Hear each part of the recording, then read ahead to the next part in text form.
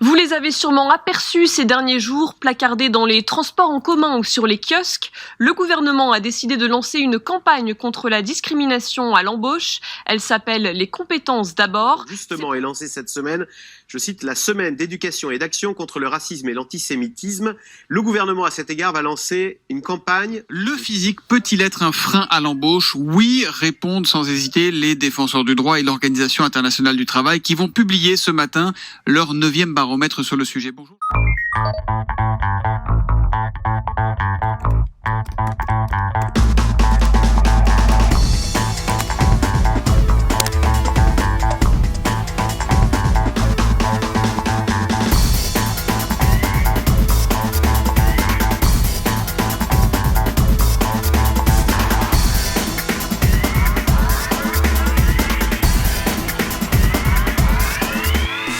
On peut aussi trouver d'autres types de discrimination, comme par exemple les handicapés.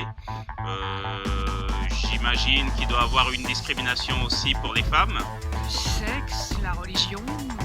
Les gros, les handicapés, les homos aux femmes.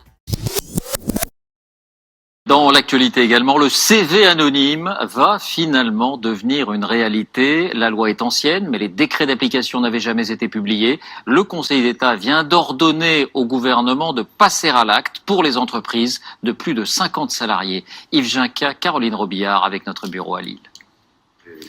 Le CV anonyme, c'est tout simplement un CV sans la photo, le nom, l'âge et le sexe du candidat à un emploi.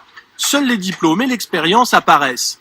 Une loi de 2006 proposait de le rendre obligatoire pour lutter contre les discriminations à l'embauche.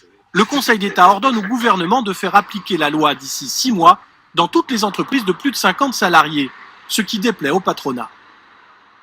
Ça me paraît très difficile pour plusieurs raisons.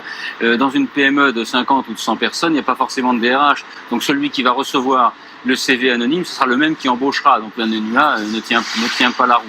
Pourtant, certaines entreprises ont tenté le CV anonyme, comme AXA ou La Poste. Pas convaincues, elles ont renoncé après quelques années. Mais d'autres sont satisfaites, comme cette PME lilloise.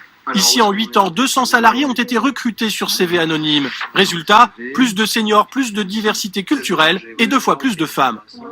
Forcément, on a tendance à moins discriminer. Même si on ne pensait pas qu'on discriminait quelque part, voilà, c'est insidieux et c'est dans les mœurs de toute façon.